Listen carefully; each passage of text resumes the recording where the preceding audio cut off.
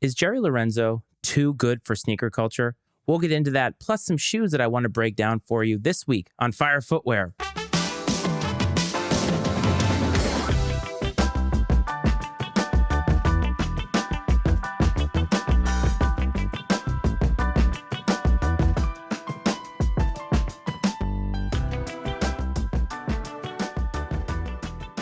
What's up, everyone? Welcome back to another episode of Fire Footwear. This is your host, Matt Frates. As always, you can call me the Iceman. You can call me the Matty Ice. I don't really care what you call me at this point. I'm just very, very, very happy that you are here. I want to give a big shout out to everybody who has tuned in so far to the show. If you are new, if you are old, it doesn't matter. I'm just happy that you are here. Last week, we did our first YouTube episode, and while it was somewhat of a redacted version of the full episode we put out in audio, I just wanted to get my face out there because I do believe that there is something to the connection of seeing somebody's face and seeing the face behind the words that are there. Podcasts are wonderful. Do not get me wrong. I love being a podcaster. I love putting out audio content, but there is something different when you can see the person that is speaking to you. And so I just wanted to give that to you. So if you are watching on YouTube, a big thank you to you. Or if you're listening in audio, a big thank you to you as well. I feel like the little things in life are some of the most underrated things. And this is not sneaker related at all, but I got a fresh haircut. If you're watching on YouTube, you can see it here. And I can tell you that getting a fresh haircut helps my psyche more than just about anything. And I know as a sneaker person or a podcaster, you might think that those things would bring me joy.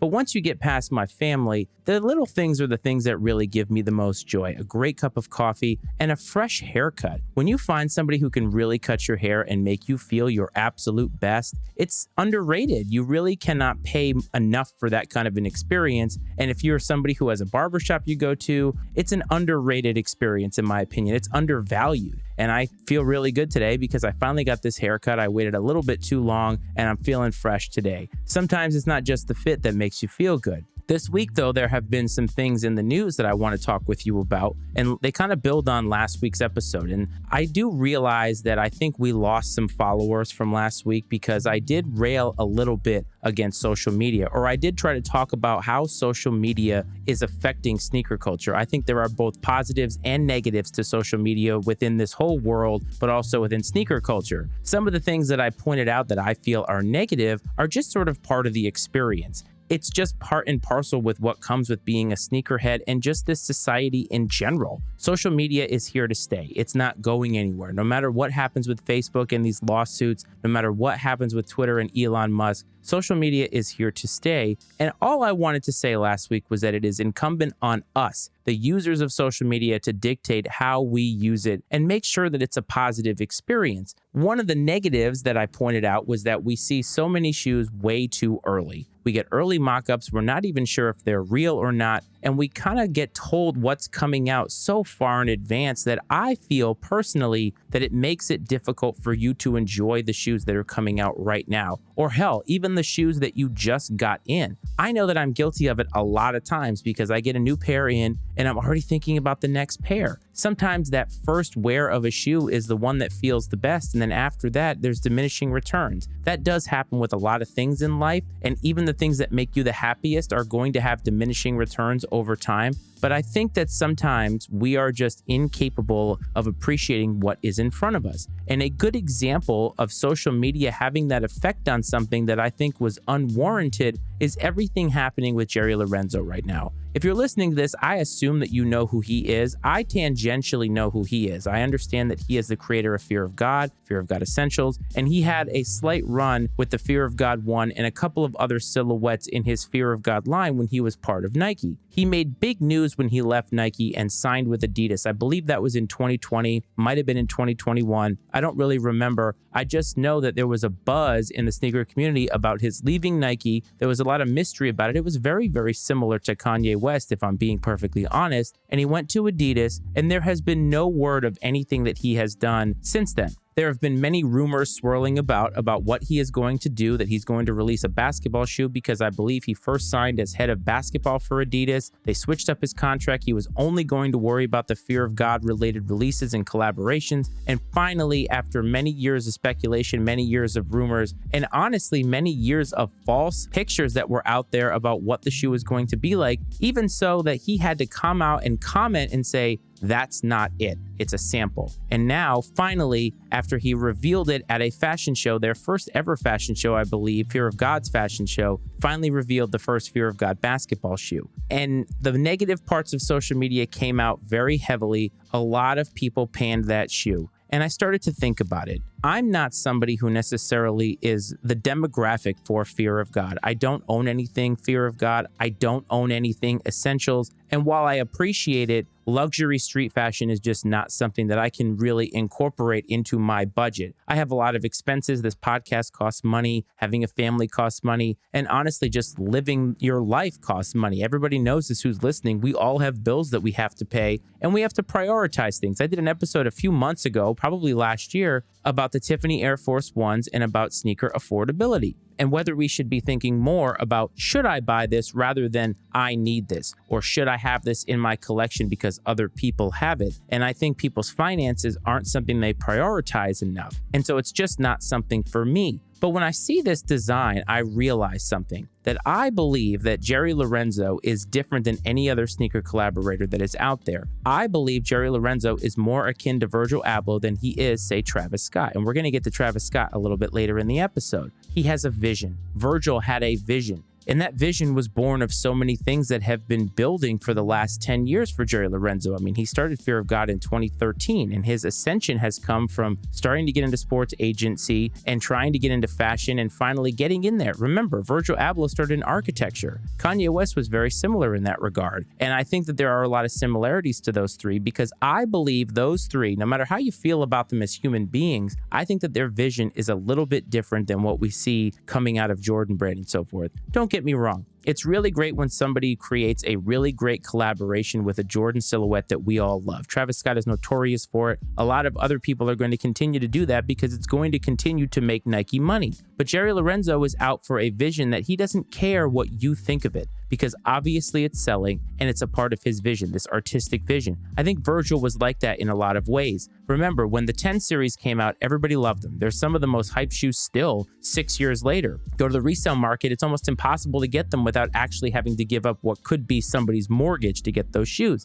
But the more shoes that came out, the more sneaker culture started to kind of turn on Virgil's vision because they were weird, they were eclectic, but they were part of the off-white vision. That was not something that was ever going to align with straight sneaker culture. And I'm talking about retro Jordans and things like that. It just never was going to align. It was an artistic vision that came from his brain and his soul. I think that's the same thing with Jerry Lorenzo, and I think we need to look at anything that he comes out with in the sneaker world through that prism. The Fear of God ones were super, super hyped. I know that I can't wear them, and I know that that sort of outs me as probably a lame white person who can't wear them. You know what? My hand is up. Guilty as charged. I could not style those. They would make me look fatter than I already feel like I am anyway, so I'm not even going to try. I'm going to let the people who see that vision and know how they can execute that vision use those shoes to their advantage, and I'm just not one of those people. Personally, when I saw the shoes that were the basketball shoes or the first images of the basketball shoe, I really didn't think it looked that bad. And I think that we're still, again, making a judgment off of something that we've just seen a first picture of that we haven't seen in hand. Having it in hand means a lot. I really do believe that. And I think that Jerry Lorenzo's vision is something that he feels very passionate about. And there obviously are a lot of people who share that vision and share that passion because Fear of God is probably the most popular streetwear brand out there.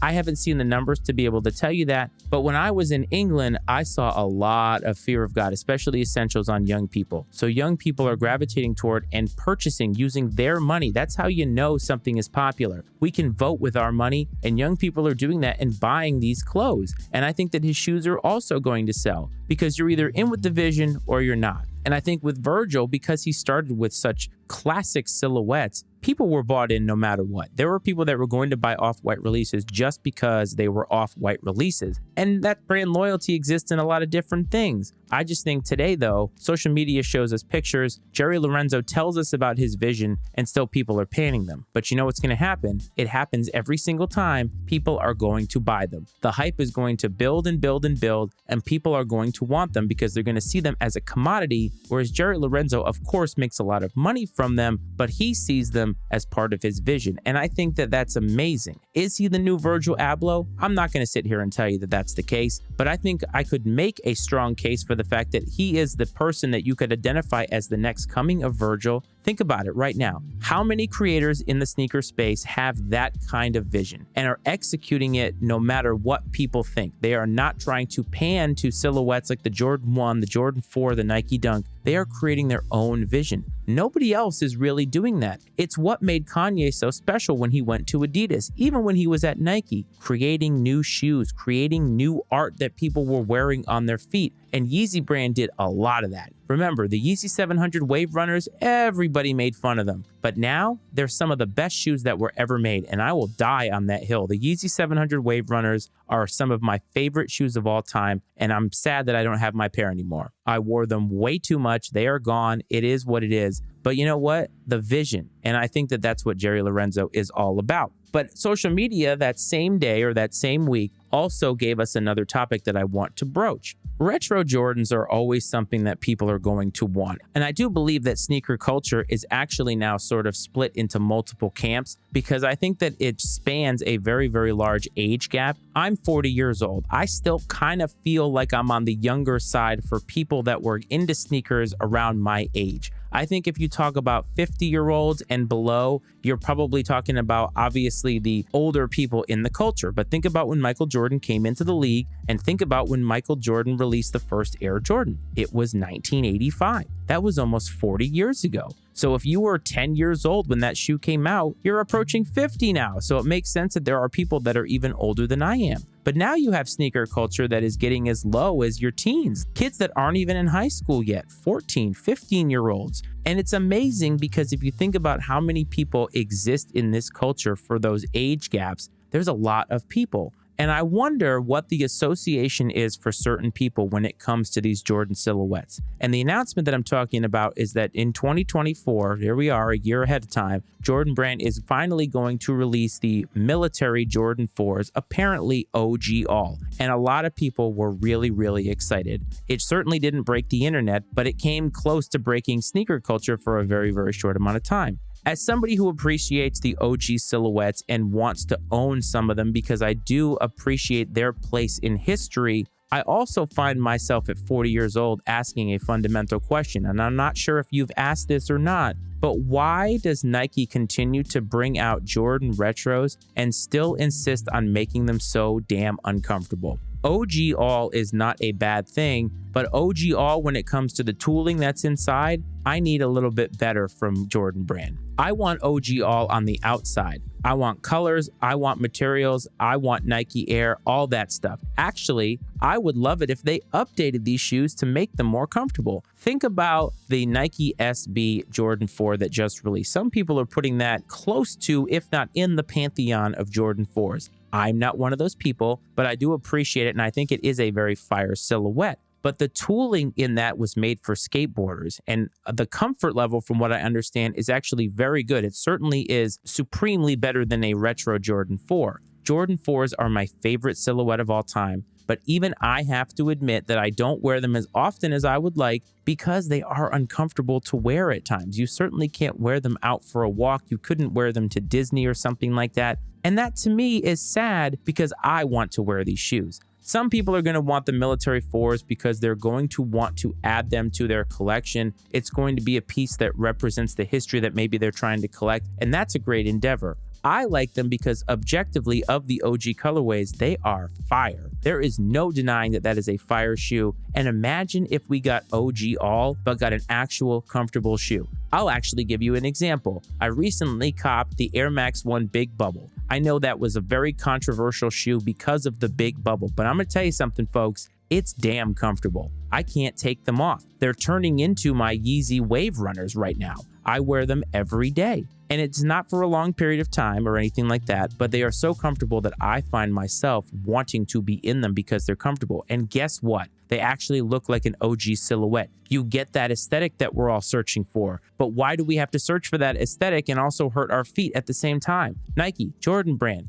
us older heads, we need better foot protection. And so while I'm excited about the military fours, I also find myself wondering why it is that we are settling for crappy quality with these things. The reimagined bread Jordan 4, or the black and red Jordan 4, I should say, because that's the proper way to say it if you've been around long enough, they're going to put leather on it. And I know that it's going to be a much more premium shoe than the OG Jordan 4. I happen to own a retail pair from 2019 of those, and while I love them, I understand that Durabuck is not great material. It's actually very cheap feeling, and it's already cracked on mine, and I'm not even sure what happened. It makes me disappointed. But you put some premium leather, and then you add comfort on top of it. Take my money, Jordan Brand. All you have to do is take my money. I will give it to you freely. You're not even going to have to fight me for it. I will give it to you, no questions asked. $250, $275, I might actually pay that retail because those premium quality materials and the premium quality comfort,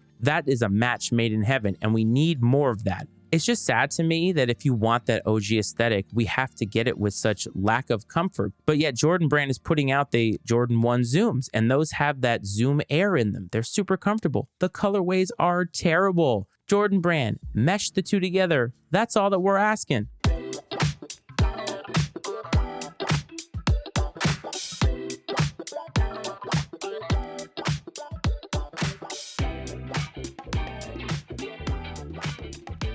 Release of the week. Every single week, I'm going to highlight a shoe that I think that you should know about. It's not always going to be hype. Sometimes it will be, like this week, but it's just a shoe that has caught my eye that I want to talk about. And I'm actually going to, in a rare occasion, use the release of the week to bring up my third topic. The release of the week, I think, is obvious. Travis Scott, Jordan 1 Low Olive. It is a women's exclusive release, whatever that means today, and it's going to be hyped. It's going to sell out, and that is what it is. Right now, Travis Scott is probably as synonymous with the Jordan 1, more so than he is with his music. And maybe you don't agree with that, but I think most young people probably couldn't name a Travis Scott song. I happen to like the Astroworld album quite a bit, but I think a lot of young people associate him with the Jordan 1 silhouette, Jordan 1 highs and Jordan 1 lows. And he's come out with a lot of them. I would actually say that he has oversaturated the market with his brand with Jordan 1s. He just has. I know that he's come out with other silhouettes that haven't sold very well, like the trainers and the Air Max 1s and all that stuff.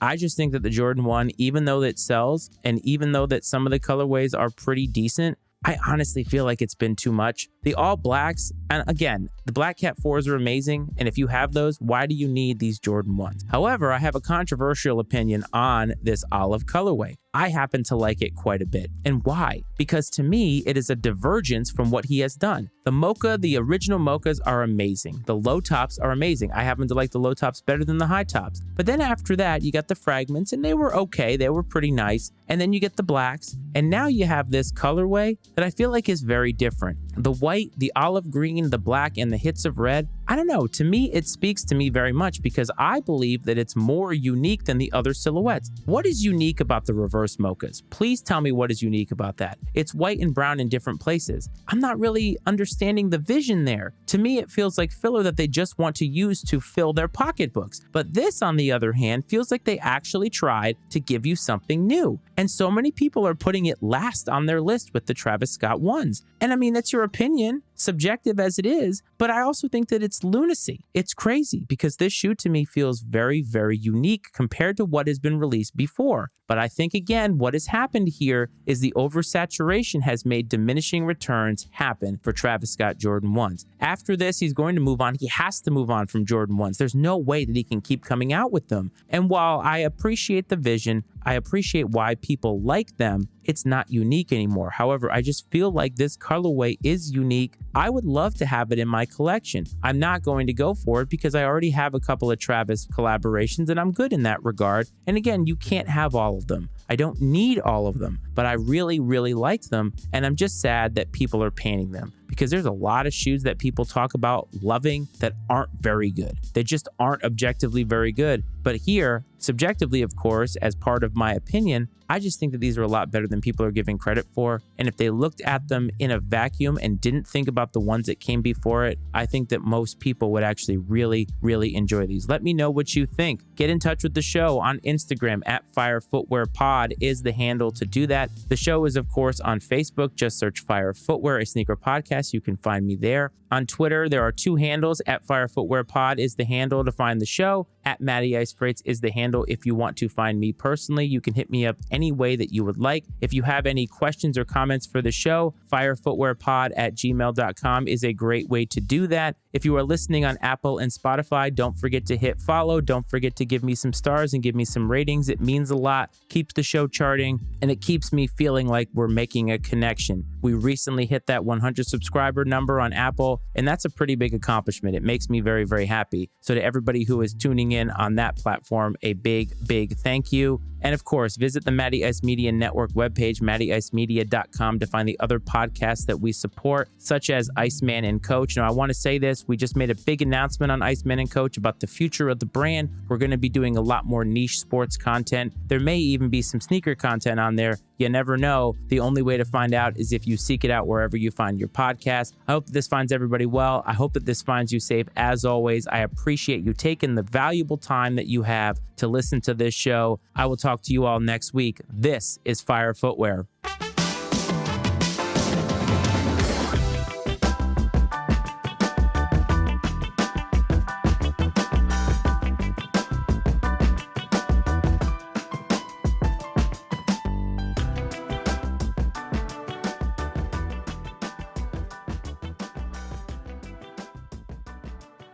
The opinions and viewpoints expressed on Fire Footwear are those of Matt Freights and his guests, and not necessarily those of the Matty Ice Media Network. Fire Footwear is exclusively owned by Matt Freights and is brought to you by the Matty Ice Media Network.